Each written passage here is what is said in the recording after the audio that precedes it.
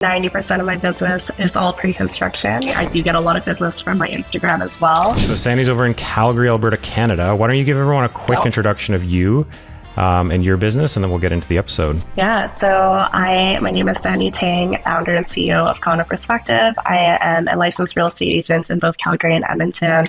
I've been licensed in the industry for about 10 years now. And the core of my business has really been focused on pre-construction, working with investors, new home development, and all that. So yeah, it's been a great little journey. Yeah, you've been knocking it out of the park with new construction, so I'm excited to talk to you. Yeah. And you're in a pretty good market for it too. It's been a really hot market. It definitely hasn't slowed down. I'm excited to get a little bit of a break. Hopefully in the next 2 weeks, my goal is to actually go to Italy and take some time off. But I haven't had a vacation for a very long time because it's been so busy. I feel like every single day I'm working 20 hours a day. So it's crazy. Crazy. Mm-hmm. Well, a lot of people I talk to right now are having the opposite problem because some markets are a little slow. So better to be busy than not. But I hear you. I mean, I live in Portugal, so I'm all about Europe, but that sounds fun. So talk me through like what percentage of your business is new construction and like what made you get into this side of the business?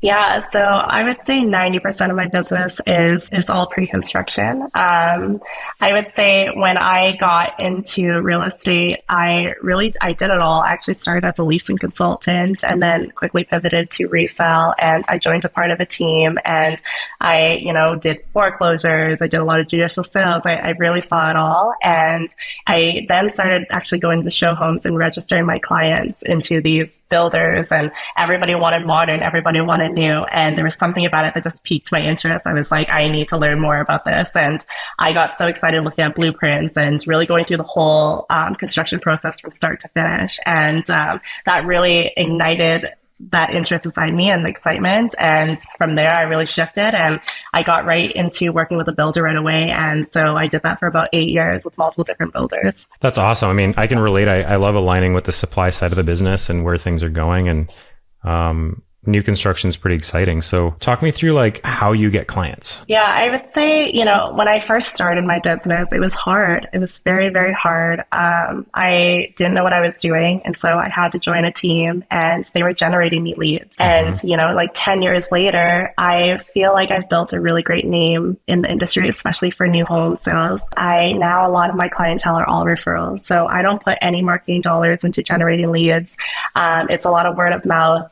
People call me directly off of my website. I have a lot of great agents from out of provinces like Ontario, British Columbia that I've built really great relationships with, and they tend to funnel me a lot of their deals, a lot of their clientele, because they're not here, they're not local, and they're not boots on the ground, and nobody knows it better than somebody who's actually present. So I would say majority of my business have been all referrals, which is awesome. That's amazing. I mean, that's the dream business. So you've obviously done a great job of building relationships, but like, talk to me about, you said 90% of your business is new construction. So I assume people that are referring you business, a lot of it is new construction. So talk me through like how being in like a niche specialty helps you get referrals. I think people don't realize that pre-construction and resale, they're very different. It's very, very different. And being able to work on the other side and working as an area sales manager in the respective communities with a specific builder, I really got to learn so much and see what goes on behind the doors, what to look for, the process from start to finish, framing stages, drywall stage, I know what to look for, timelines, closing process. And I think being able to really take that on for the last 8 years, it's really helped me really bring so much knowledge to the table. And that's why I always encourage people that it is really important that even though you are purchasing with a builder, that you are working with a real estate agent who is familiar with the process as well, because that person really looks out for you and they'll be able to walk you and look out for things that you don't know what necessary to look for. I agree. Like, if you're thinking about referring someone business, like you're going to want to refer them to someone good, and there's nobody better than a specialist, right? Mm-hmm. So like the fact that you know this industry, so because I think I talk to a lot of people, obviously we're very niched into new construction ourselves, but I talk to a lot of people with a lot of FOMO of going into something like new construction. Like, well, what about all the business I'm going to miss out on? And they forget to realize that like by becoming a specialist and niching into something, you actually become a much bigger fish in, yes, a smaller pond, but generally that results in a lot of business in all areas. Like I'm sure you generate some resale business from that too. So talk to us about like the spillover effect that happens. Like, do you get a lot of people that come over for new construction and then they end up buying resale? Absolutely. And sometimes they'll buy pre-construction and resell, so I always have told my team that a lead that we get doesn't mean that they're going to be set on pre-construction. Oftentimes when you are doing that initial buyer consultation with them, you're really identifying all the things that they're looking for. And right away, you can determine whether or not pre-construction is the better fit for them, or you should direct them into resale. And I've had multiple occasions where I, had that initial conversation with my clients. And from what they've shared with me, I have directed them over to resale. And I said, you know what, I actually think resale is a better option for you in terms of timeline and price point and what it is that you're looking to achieve. Resale might be the better option. And so, a lot of times when people think that they want to invest in pre-construction, sometimes it's not the best option for them. Fair enough. So doing right by the client. And at the end of the day, people just want to live in a home they love. So whatever makes sense for them. How are you managing your time? Talk to me about do you have a team? Like, how are you structuring your day from a sales perspective? I know it's a bit different working as a referral agent than someone who's working and prospecting a lot of leads, but you're obviously very busy, so you must be handling a lot. Yeah, I am handling a lot. My days start very early, especially with the time difference. That's the one thing that I was very challenged with from the beginning, because with Ontario, you guys are obviously the 2 hours ahead, and my phone would start ringing at 7 a.m. here at Calgary. So I would have to get up earlier to be able to, be ready for these calls. And then, so I would be doing really like up at 5, and I'd be working all the way to midnight at night. And it's on my computer. A lot of my, because people are out of province, I can't meet people physically. So it's a lot of virtual calls like this, a lot of phone calls, emails. So I'm really sitting in one spot. I want to for hours at a time. And it's tough. It is really tough. And I think time management is really important, and really trying to prioritize what it is that you should prioritize for that day or that week. And I've now have grown a team, and I'm now able to delegate and, pass leads off to the sales associates underneath me, and they're able to assist as well. And so it's like divide and conquer. There's so much opportunities out there for every single person, but being able to have a team and support people that I trust that are supporting me now has made all the difference in the world. That's amazing. So how big is your team, if you don't mind sharing? So right now I have five girls with me. It's a good size. It is. Because I find, from my perspective, I talk to agents all the time. We obviously work with, hundreds of agents internally. And I find a lot of people want to grow a team, but when it actually happens, it's harder than it seems. I don't know if you agree with that, but it can also be extremely rewarding. So maybe, because you did mention a few things about leverage and delegation, talk to us a little bit about your experience in growing that team, and what advice would you give to someone who's about to kind of embark on that journey? I think my biggest advice is it's okay to ask for help. And that's the one biggest thing that I've learned in the last couple of years, because I'm somebody who's a perfectionist. I want to do and take on everything myself.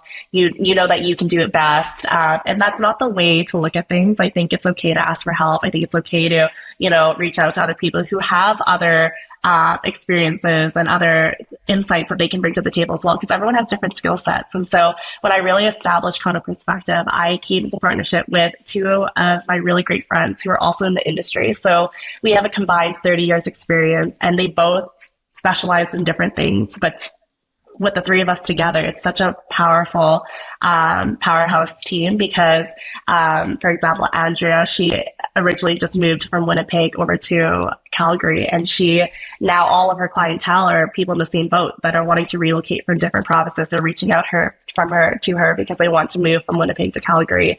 And she's really tie that in, and she's really nailed it.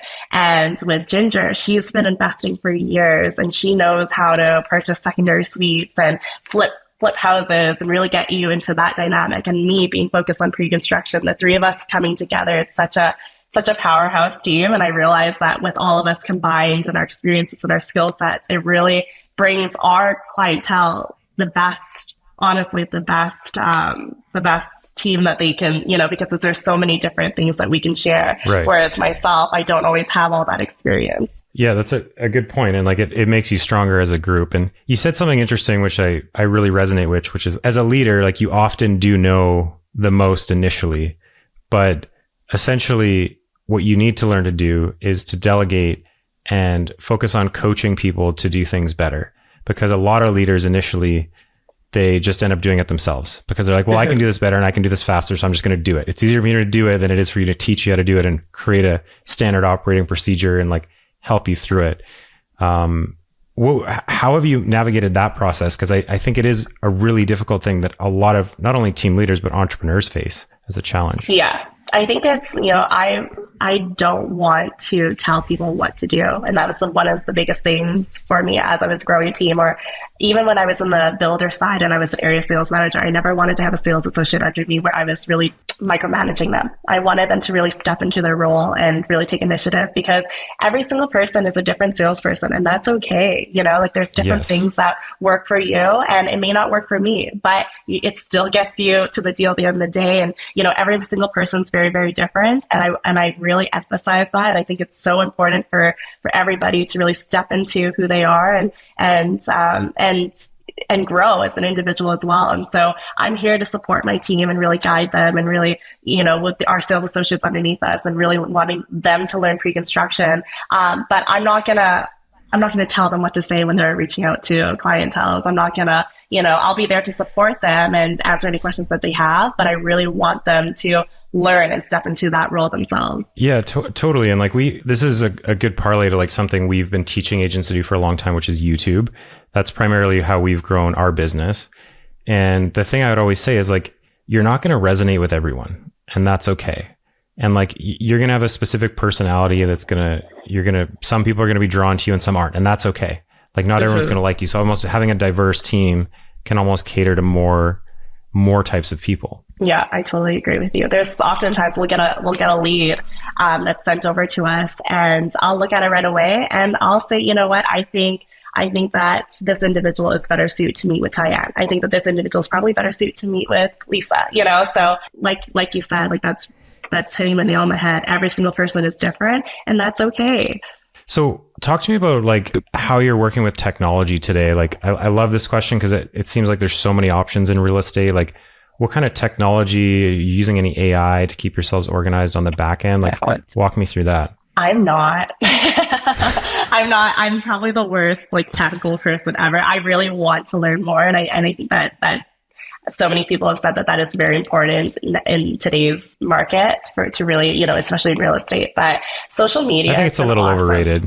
Is it? Yeah. I think AI is all the buzz. Like everyone's like, yeah. Everyone's just slapping AI on their products right now. But yeah, I think it's useful, but it's not, you're not going to sell houses with AI. No, I love the organic approach, and like social media has been such a powerful tool for me over the years as well. I find that a lot of times any post that I have where I'm physically present and I'm talking and speaking the videos, or, there's a photo of me rather than something that's like a graphic created from, online, I feel like the engagement is so much better, and it's just organic. People realize that they are speaking to a person, and it does really, I feel like that works the best for me. So I haven't really explored the AI option, but not saying that I won't. The human connection will never be replaced. No. And I think that there's a bit of a rebound from everyone trying to over automate and over AI everything. And now it's like at the end of the day, people want to work with people they like, and social media is a great way to show who you are. Yeah. So what is your main social media platform? Let's talk about that. And like, how do you feel like you are connecting or resonating with your audience? Like when you're creating a content plan or you're working on camera, like how much are you talking about new construction or what other things are you talking about on social? Yeah, I would say my number one platform has been Instagram. I do get a lot of messages directly off my Instagram where somebody has seen something that I post regarding pre-construction or a project, and they will direct message me, and they'll ask me questions or they'll ask me for insights on projects in the area. And it's honestly worked great. I do get a lot of business from my Instagram as well. I try to balance both. I try to, post projects and information that on projects that I am also working on, but I also want to keep that organic approach where I am also showing, post about myself as well and my life and my day to day. I love the day to day life of a realtor and, show homes. And when I'm going through show homes, I'm taking photos and videos and just showcasing, and it's really organic. And I find that that works great for me. Amazing. So show rather than tell. Show what your day's like, show the projects you're working on, etc. One more thing, like, you worked in the new construction world even previous to being an agent. Like, how important is the relationships you have with the builders in your area? So important. So important. And I'm lucky enough that I've made such great relationships, and I probably have a contact for every builder here in the city because I've been in the industry for so long. And it's been great because oftentimes because these relationships that I've built, they've now become long-term friends, and I'll reach out to them and I'll pick their ear regarding like a new upcoming project that I think I heard about. And they'll be like, oh, like it's not released yet, but I'll share this information with you. So I do, because of the relationships I've built, I do get exclusive access to a lot of projects before they actually hit the market. And because I've built such great relationships, oftentimes if, I'm not able to be physically present at times, it's okay. Whereas a lot of times with builders, whereas a new agent, if you're not present in the initial introduction, you're not going to get compensated for it. And so that's the one thing about new homes industry that a lot of realtors don't like, is that because they feel that often builders will cut them out of the deal. But because of my relationships, I don't really have to worry about that. I'm always, like if I'm not present, I'm really hands-on with the team as it is. So it's been great, but I would say my relationships have done a lot for me over the years.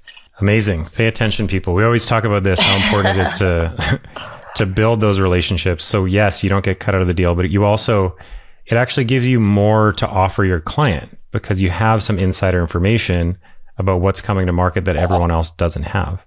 So like, I imagine when you're on the phone with a potential client, you're talking about, oh yeah, I just caught wind from a builder. Not everyone knows about this new project coming to market. Do you want to hear about it?